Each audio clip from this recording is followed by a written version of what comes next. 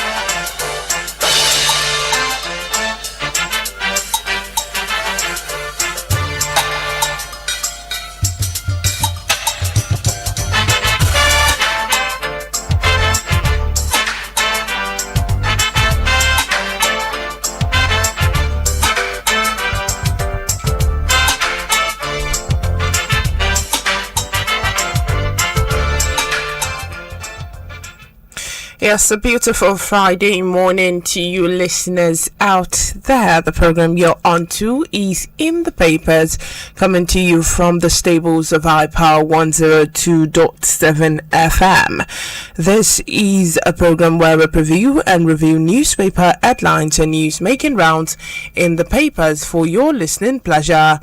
I am Inioluwa Adekoya, and with me this morning I've got the Old newspaper, the Daily Post newspaper, the Punch newspaper and the Nation's newspaper. Right about now I will take a short break. When I get back I'll give you headlines making rounds in the papers this morning.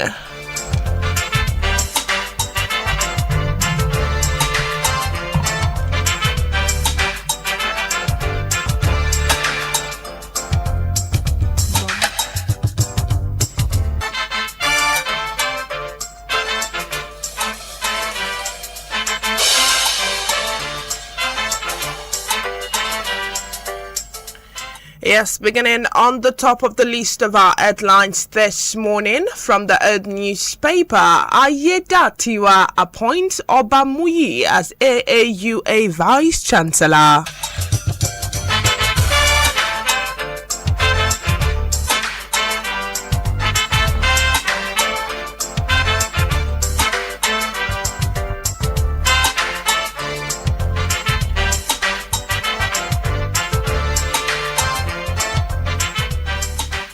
Yes, so on the Old newspaper about island controversy, tread softly, Ondo monarch urges Ogun government.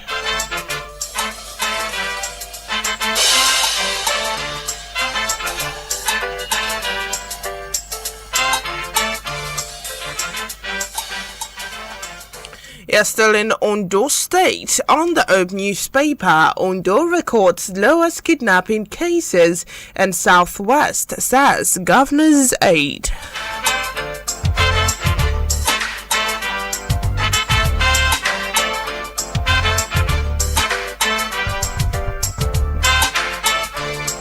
Yes, still on the Old newspaper, talking terror financing. CBN orders immediate freeze of accounts linked to suspects.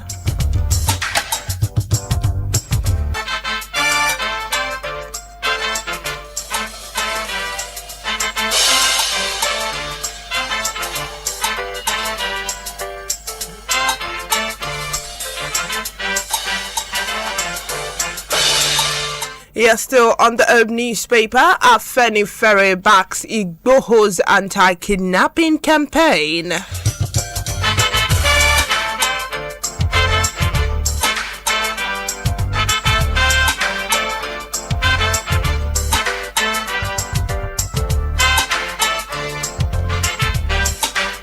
Yes, so now I take a flight to the Daily Post newspaper, still talking headlines. 1.6 million applicants jostle for federal government 30,000 job slots.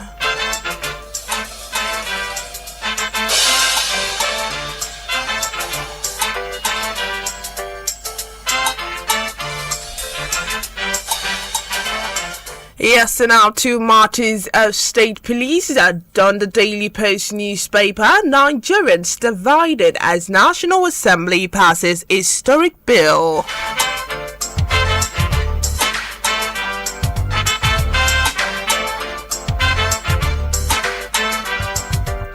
And now moving to Oyo State, Makinde extends curfew in 10 Oyo local government over abduction of 39 students, 7 teachers.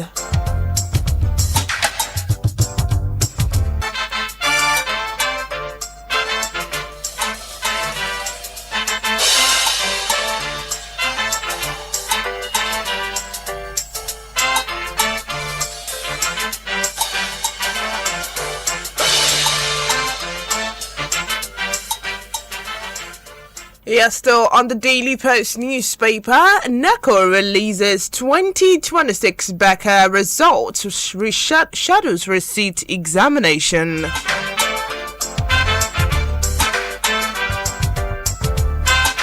Yes, still taking headlines, Governor Zulum orders immediate closure of IDP camp in Bama.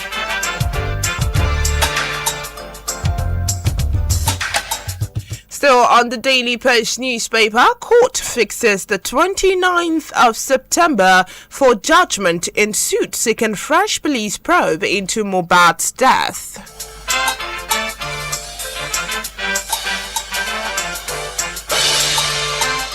Yeah, still talking headlines, many fare trapped as 3-story building collapses in Lagos.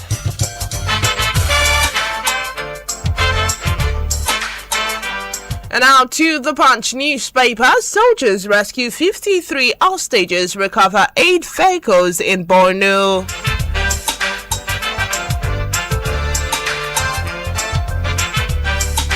Yeah, still on the Punch newspaper. Zulum orders IDP camp shut down over insecurity.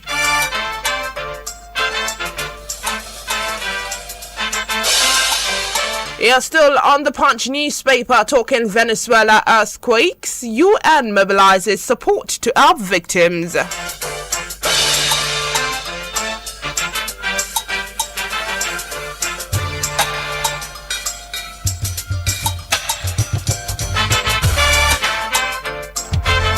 And now to the Nation's newspaper, still talking headlines. 2 jailed, 25 years for kidnapping in Ekiti State.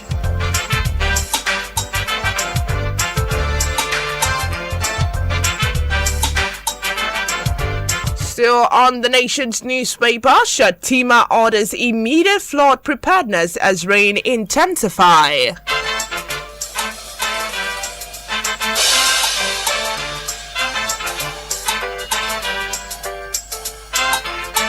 And finally, on the Nation's newspaper, Fast Lady seeks shift in youth's mindset through volunteerism.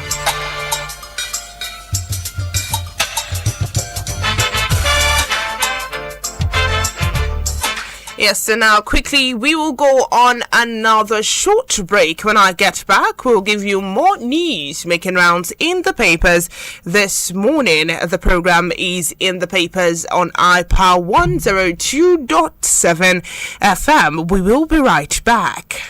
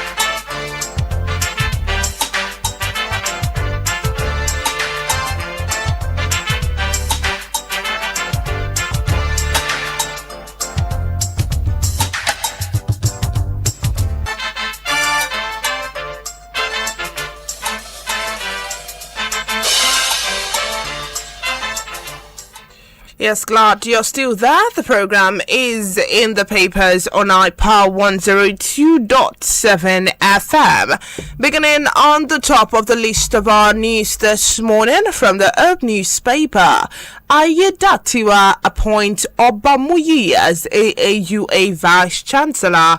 And now to the details. Ondo State Governor Honorable Lucky Orimisan Ayedatiwa has approved the appointment of Professor Tomola Masha Obamuyi as the substantive Vice Chancellor of Adekunle Ajashin University, Akungba Akoko AAUA. The appointment followed the recommendation of the University Governing Council in accordance with the Institutions Act and other extant regulations. A statement issued by the Governor's Chief Press Secretary, Prince Ebenezer Adeninyo, said the Governing Council, led by Dr. Tunji Abayomi, recommended Professor Obamuyi after he matched the best candidate among the 15 aspirants interviewed by the Joint Council and Senate Selection Board. Professor Obamuyi, a renowned scholar in banking and finance, will take over from the outgoing Vice-Chancellor, Professor Olugbenga Ige. Over the years, he has served in several academic and administrative capacities, including as head of Department of Banking and Finance at AAUA. He also made history as the first substantive Dean of School of Management Technology at the Federal University of Technology, Akure Futa. If that news aligns with your interest, it is on the Herb newspaper with the headline, Ayedatiwa appoints Obamuyi as AAUA Vice Chancellor.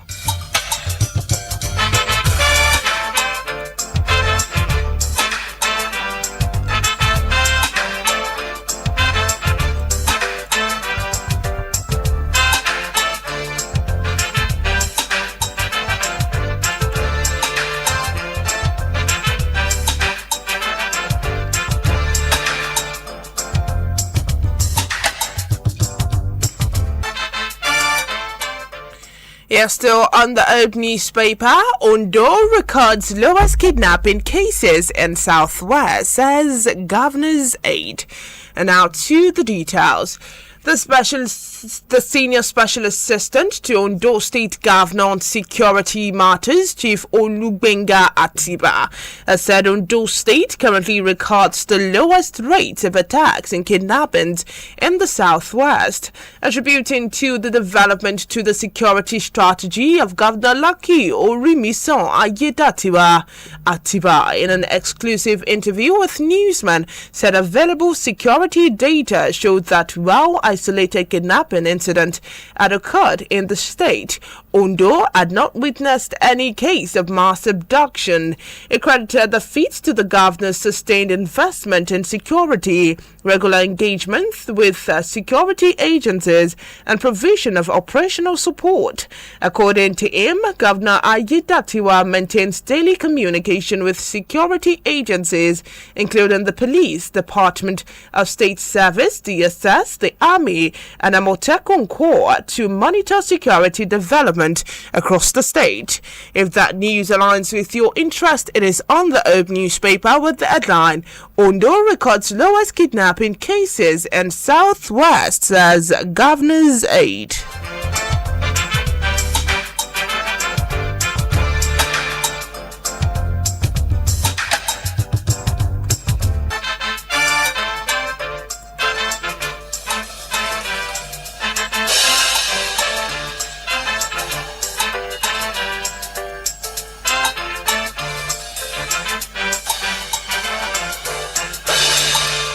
Yes, still on the Herb newspaper, talking terror financing. CBN orders immediate freeze of accounts linked to suspect. And now to the details. The Central Bank of Nigeria has directed banks, payment service banks, and other financial institutions to immediately freeze all accounts, assets, and transactions linked to 6 individuals, 4 Bureau de Change BDC operators designated for alleged terrorism financing. The directive was contained in a circular dated the 24th of June 2026, following an update to the Nigerian sanction list that took effect on the 18th of June 2026. According to the Apex Bank, the sanctions were imposed by the Nigerian Sanction Committee and IGSAC and the United States Department of the Treasury Office of the Foreign Assets Control under Executive Order 13224 as amended. The 6 individuals added to the specially designated nationals and blocked persons list are Mukhtar Muhammad Adamu, Babangida Muhammad Adamu Amjam, Abdullah Umar Usman, Ibrahim Abubakar Adamu Chiroma, and Yakubu Ogirima Ibrahim. The 4 BDC operators designated as being owners or controlled by the listed individuals are Generation Currency Bureau de Change Limited, Manhattan Bureau de Change Limited, 99 Exchange Bureau de Change Limited, and Abao Bako and Sons Bureau de Change Limited. The CBN directed all regulated financial institutions to identify and immediately freeze without prior notice all funds, assets, and economic resources belonging to owned, held, or controlled directly or indirectly by the company or organization that is at least 50% owned, either individually or collectively by any of the sanctioned persons. Financial institutions were further instructed to ensure that no funds, financial service, or economic resources are made available directly or indirectly to the affected individuals or entitles. If that news aligns with your interest, it is on the Herb newspaper with the headline Terror Financing, CBN orders immediate freeze of accounts linked to suspects.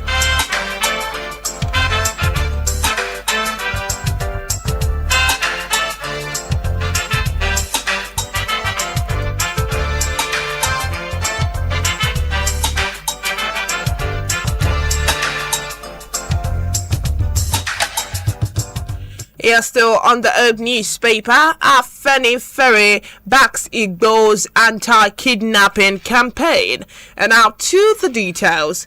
The Pan-Yoruba socio-political organization Afeni Ferry has firmly defended Yoruba self-determination advocate Mr. Sunday Adeyemo, popularly known as Sunday Igboho, over his recent actions against kidnappers and criminal elements operating in parts of Yoruba land.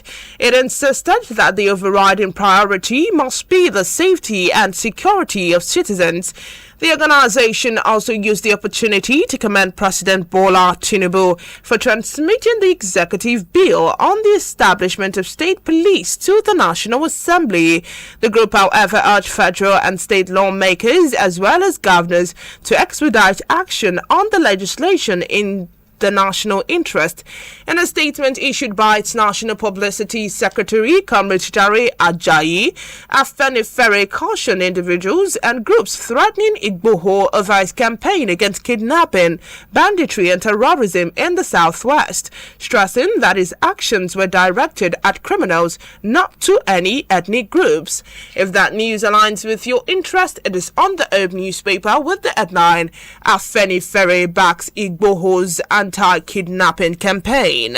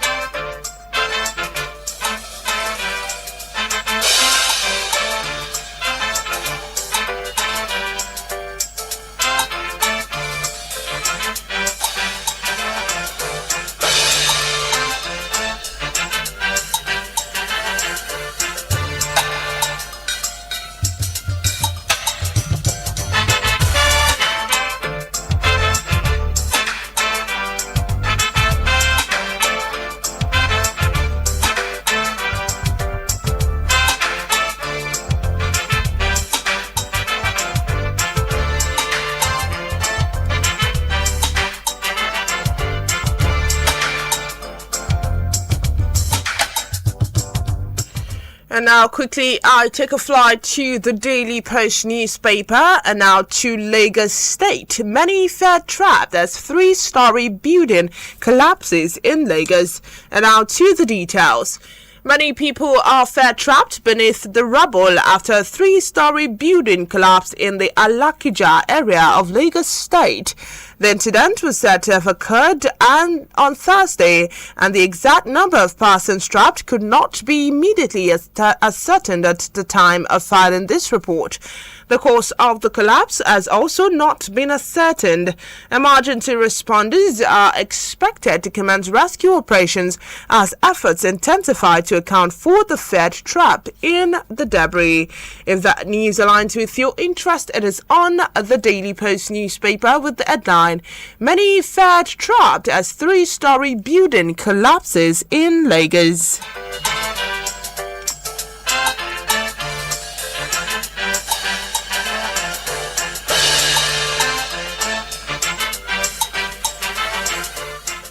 Yes, and still on the Daily Post newspaper, court fixes the 29th of September for judgment in suit seeking fresh police probe into Mohbad's death.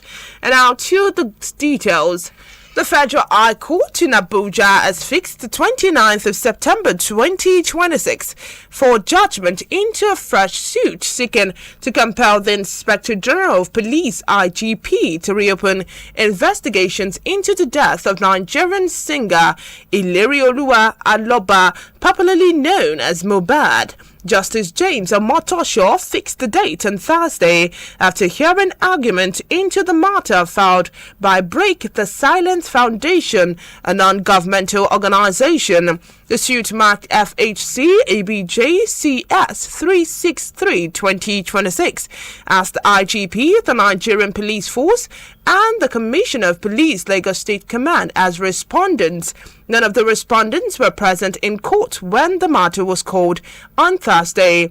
During proceedings, counsel to the foundation, Chief Tunde Falola, adopted our process filed on behalf of the plaintiff and urged the court to grant the relief sought.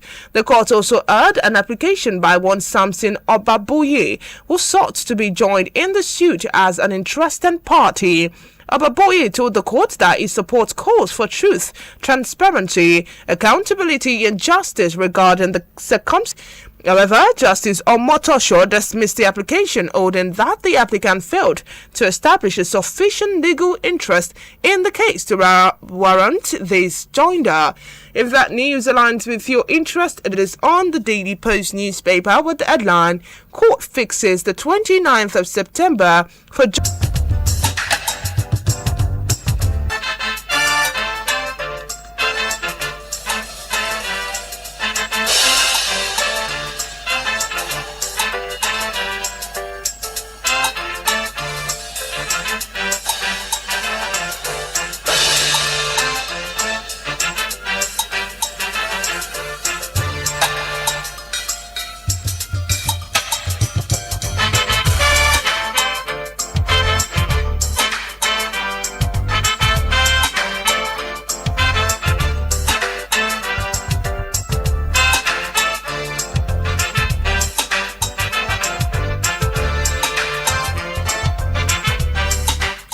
Yes, still on the Daily Post newspaper, Nigerians are not daft. Rufai dismisses police account of officers saluting suspected bandits.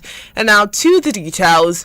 Arise News anchor Rufai Osani has reacted to a viral video of a policeman waving at vigilante men.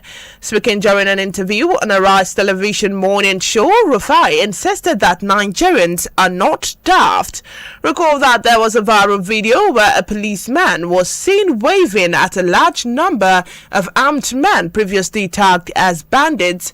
However, the police in a statement on Thursday clarified that the said group of armed men riding on the motorcycles were members of the vigilante group of Nigeria VGN.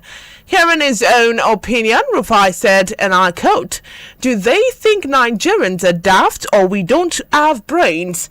I don't know when the police started giving salutes to vigilantes, and they carry some sophisticated weapons.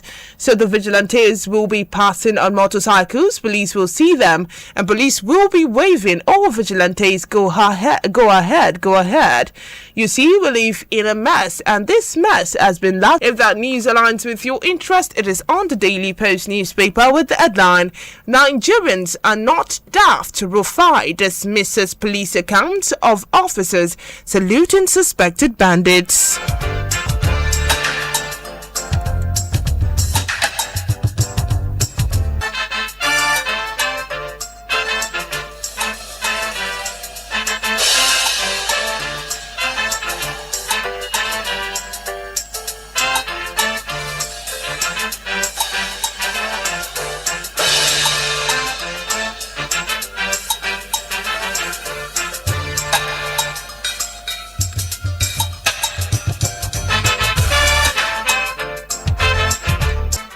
Yeah, still on the Daily Post newspaper, 1.6 million applicants jostle for federal government's 30,000 job slots.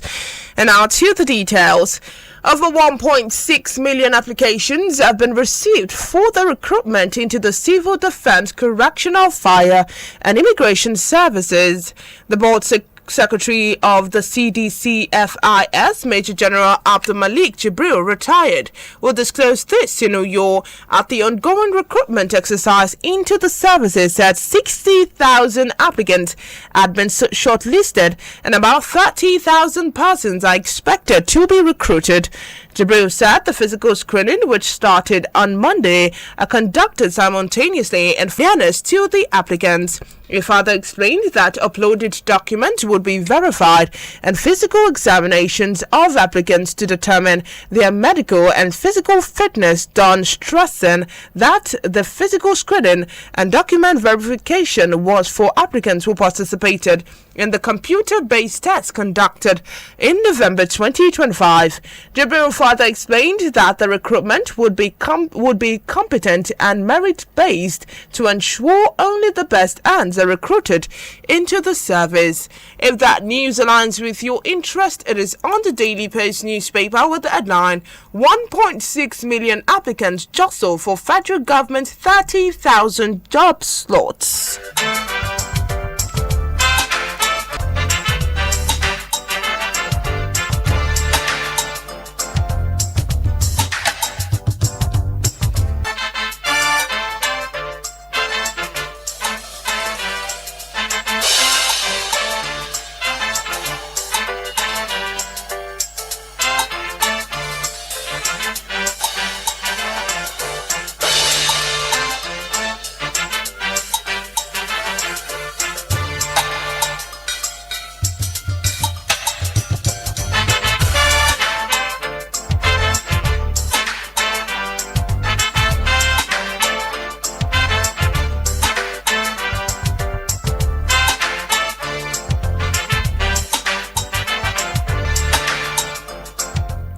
Yeah, still on the Daily Post newspaper, and now moving to Oyo State. Makinde extends curfew in 10 Oyo local government areas over abduction of 39 students and 7 teachers.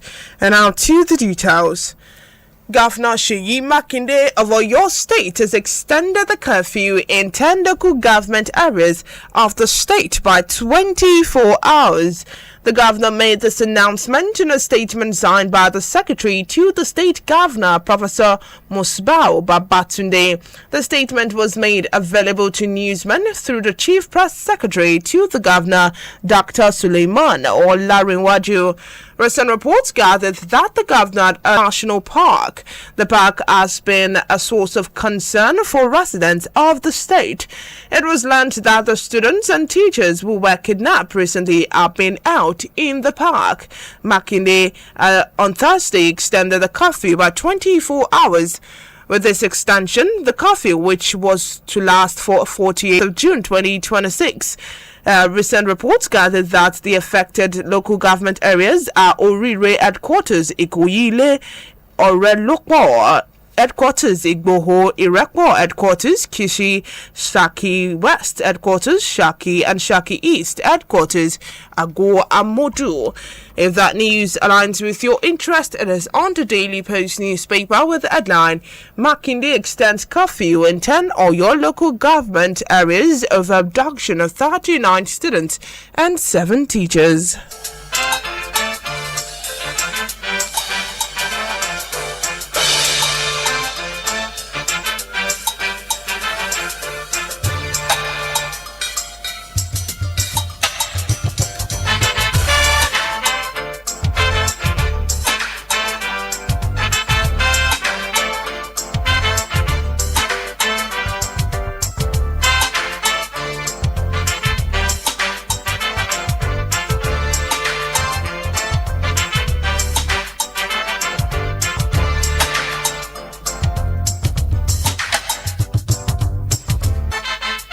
The program you're still on to is in the papers on iPower 102.7 FM. We will go on a short break right about now. When I get back, the phone lines will be officially open and more news will be taken.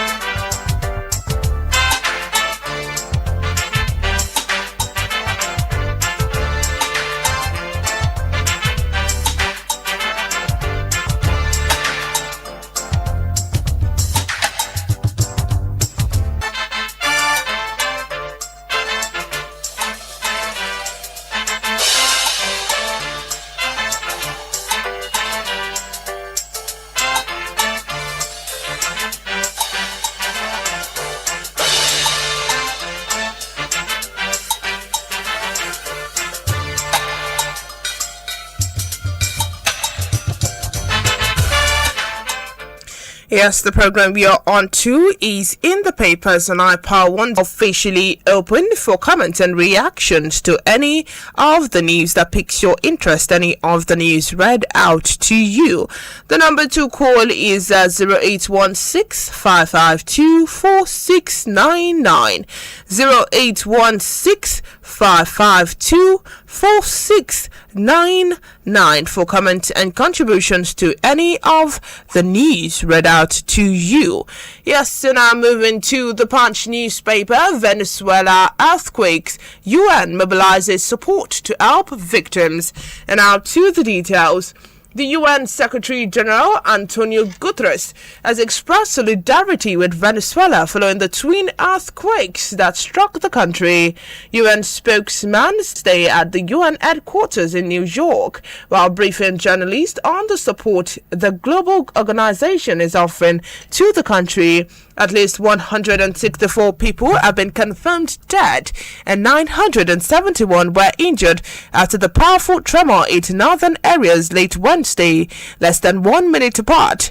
However, it is not yet known how bad the situation is in the what state of La Guera. According to U.S. Geological Survey, the first earthquake measured 7.2 on the Richter scale. Its epicenter was near the city in San Felipe, home of 220,000 people. The second quake was registered at 7.5 magnitude and was reportedly the strongest. Jarek said Guterres extended his sincere condolences to the families of the victims and wishes a speedy recovery to those injured. Initial reports indicate significant destructions across several states, including the capital, Caracas. Many people have reportedly been killed and injured, while others remain trapped or are still missing. Critical infrastructure has also been damaged and basic services have been disrupted. According to him, the United Nations in Venezuela, including the humanitarian country team, is mobilizing assistance and working closely with the government and other partners to support the response. The UN Office for the Coordination of Humanitarian Affairs is facilitating the deployment of urban search and rescue teams. If that news aligns with your interest, it is on the Punch newspaper with the headline, Venezuela earthquakes, UN mobilizes support to help victims.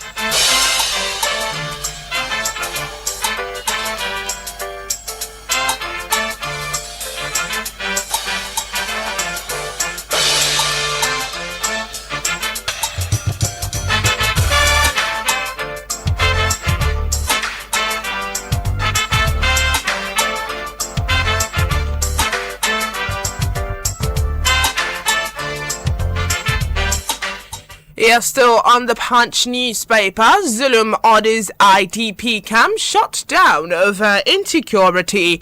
And now to the details. Borno State Governor Professor Babangana Zulum has ordered the immediate closure of the internally displaced persons camp in Bama local government area, citing infiltration and rise in criminal activities within the camp. The governor announced this in Goza local government area shortly after assessment visit to the government secondary school IDP camps. Addressing the residents, the governor said, and I quote, "We visited Bama yesterday and supervised the screening of IDPs. And by 12 noon, the Bama IDP camp should be closed. Today we are in Goza. We have profiled all of them, and inshallah, in the next 2 or 3 weeks, this camp will also be closed." The governor said the move follows a relative peace prevailing in most communities occupied by Boko Haram insurgents. He expressed deep concerns about the rise in criminalities within IDP camps, pointing to the proliferation of illicit activities that have turned the facilities into a hotspot for social vices. If that news aligns with your interest, it is on the Punch newspaper with the headline, Zulum orders IDP camp shut down over insecurity.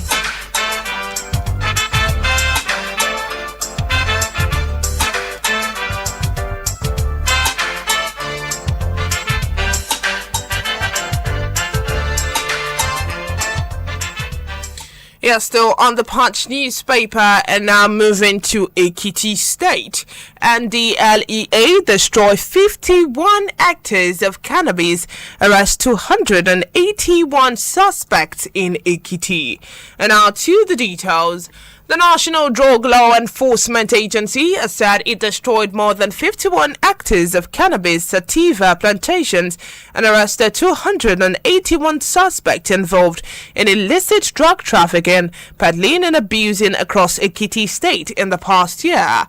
The Ekiti State Commander of the agency, Rufus Aino, disclosed this in Ado-Ekiti during activities marking the 2026 World Drug Day. He said the command also secured the conviction of 50 suspects, while other cases remain pending before the Federal High Court in Ado-Ekiti. World Drug Day is celebrated annually on the 26th of June. The theme for the 2026 edition is the World Drug Problem, persistent issues, new challenges, and innovative responses.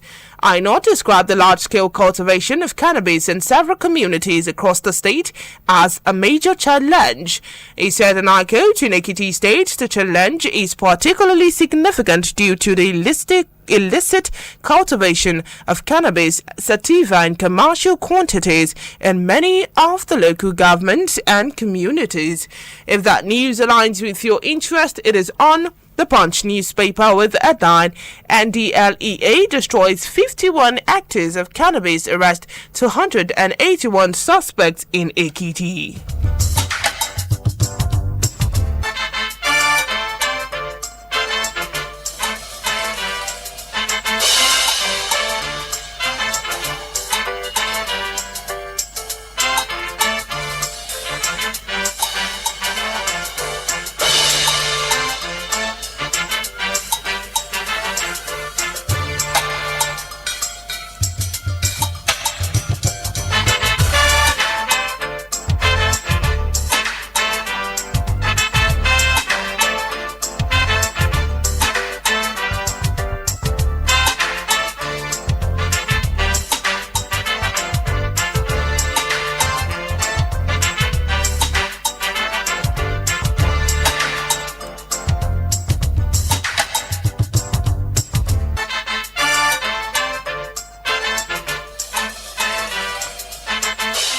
Yes, still on the Punch newspaper, 36 speakers back state police final test begins.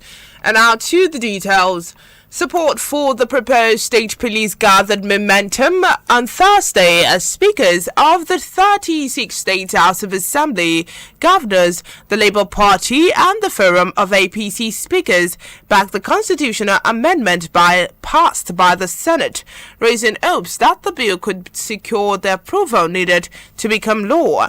Endorsement came barely 24 hours after the Senate passed the constitutional alteration bill seeking to establish state police across the Federation, a major step in Nigerians' decade-long efforts to decentralize policing and tackle worsening insecurity. The bill must now be approved by at least 24 State House of Assembly before it can be transmitted to President Bola Tinubu for assent. While many stakeholders describe the proposal as necessary response to growing cases of terrorism, banditry, kidnapping, and communal violence, the People's Redemption Party opposed the move, questioning the motives of Tinubu's administration and urging Nigerians to reject it. Among the early supporters was Benue State Governor Aisant Aliyah, who commended the National Assembly for passing the bill and described the development as a landmark step towards strengthening the country's security architecture. If that news aligns with your interest, it is on the Punch newspaper with the headline 36 speakers back state police, final test begins.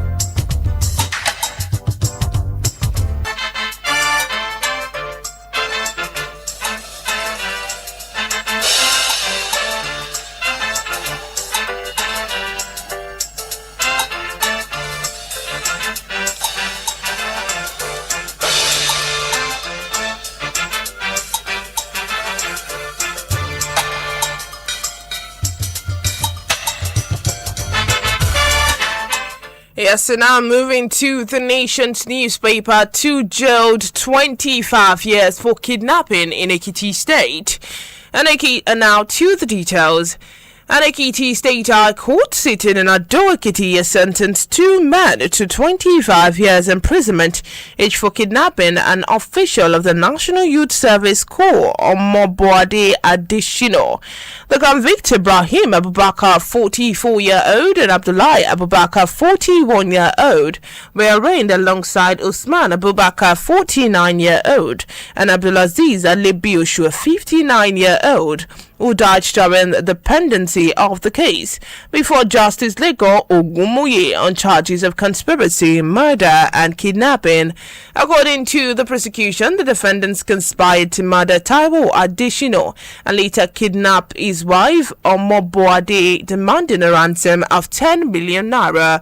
The victim told the court that after her husband was shot dead by gunmen on his farm, she was abducted from her residence by armed men who later collected 3.25 million naira ransom from our family. She said she was able to identify some of her abductors during a police parade after seeing them clearly while in captivity. To prove its case, the prosecutor Kunle Shino Adeyemo called 7 witnesses and tendered the defendant's statement and MTN call logs as exhibits. The defendant, represented by counsel Chris Omokafe, testified in their defense but called no witnesses. In his judgment, Justice Ogunmoye held that the prosecution failed to prove the charges of conspiracy and murder beyond reasonable doubt and consequently acquitted the defendants on the 2 counts. The judge also discharged the acquitted Usman Abubakar, saying the victim did not implicate him in the crime. However, Justice Ogunmoye found Ibrahim Abubakar and Abdullahi Abubakar guilty of kidnapping and sentenced them to 25 years imprisonment each. If that news aligns with your interest, it is on the Nation newspaper with the headline 2 jailed 25 years for kidnapping in Ekiti State.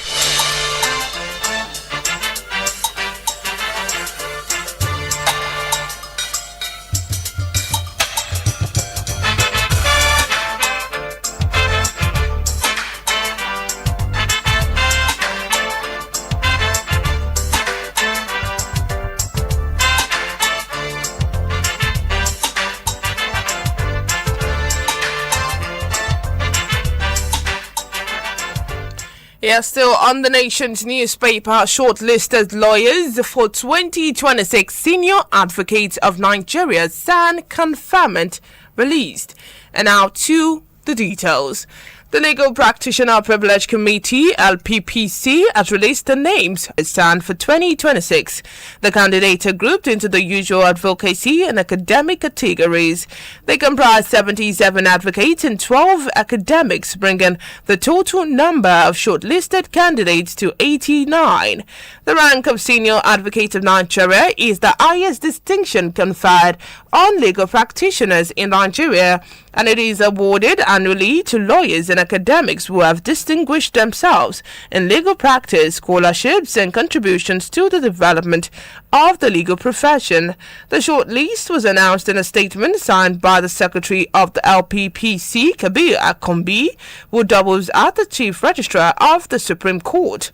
According to the committee, the shortlisted candidates sought first and second filtration stages, academic pre-qualification, academic fast arbitration exercise, independent appeals hearing, and chambers inspection exercise. The committee said the publication of the names precedes the final interview stage of the SAN conferment exercise. If that news aligns with your interest, it is on the nation's newspaper with the headline, Shortlisted Lawyers for 2026 Senior Advocate of Nigeria's SAN conferment released.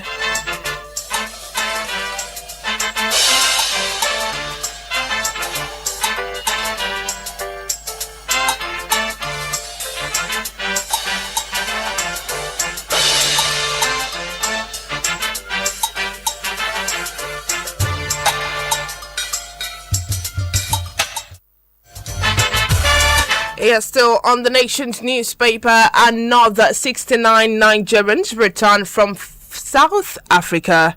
And now to the details.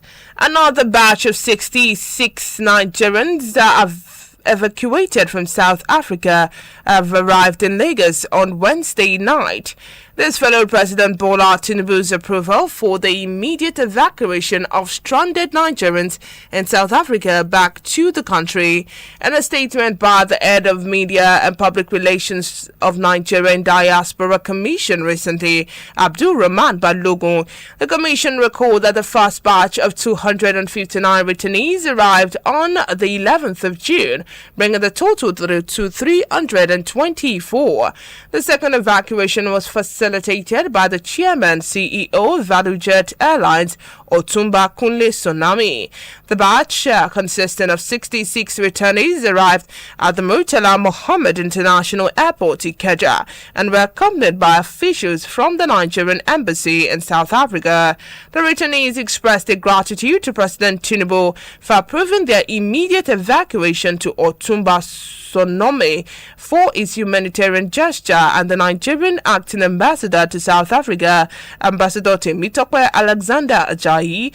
They also expressed their gratitude to NICOM chairman Mrs. Abike Dabiri Erewa, whose staff were on hand to receive them and even announced some financial support for them. If that news aligns with your interest, it is on the nation's newspaper with the headline, 66 Nigerians return from South Africa.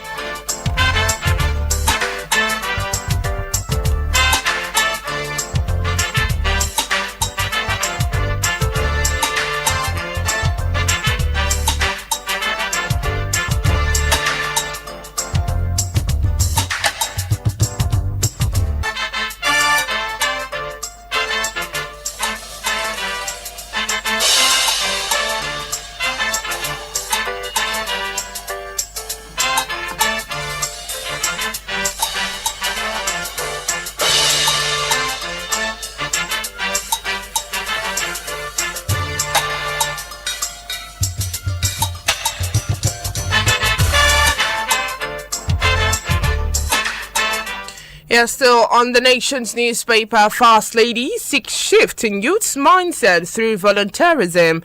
And now to the details. The First Lady, Oluremi Tinubu, has called for greater youth participation in the voluntary organization. She said early exposure to humanitarian service is essential to shaping responsible citizens and building a more compassionate society. Mrs. Tinubu said this after she was State House in Abuja. She urged volunteer organizations to be deliberate about instilling values of selflessness and community service among young Nigerians. In a statement by Senior Special Assistant on Media, Bosola Kukoyi, the First Lady said if they learn to help from an early age, it will not be hard on them to do so when they are old. Describing our investor as a call for greater service, Mrs. Tinubu said the honor presented an opportunity for her to contribute more meaningfully to the humanitarian work of the Red Cross. If that news aligns with your interest, it is on the Nation's newspaper with the headline, First Lady seeks shift in youth's mindset through volunteerism.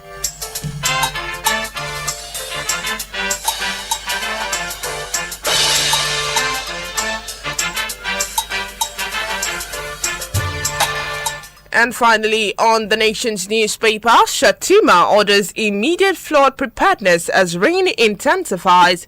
And now to the details. Vice President Kashim Shatima has directed the immediate activation of the National Early Warning and Coordination Platform to combat flooding. He ordered relevant agencies to shift from emergency response to proactive disaster preparedness as the rainy season intensifies across the country. Shatima, who chairs the Anticipatory Action Task Force, gave the directive at a meeting of the task force at the Presidential Villa in Abuja. During the meeting, the Vice President also instructed the National Emergency Management Agency, NEMA, and the AATF and other relevant institutions to review and update their budget within approved allocation and establish clear implementation priorities. If that news aligns with your interest, it is on the Nation's newspaper with the headline, Shatima orders immediate flood preparedness as rain intensifies.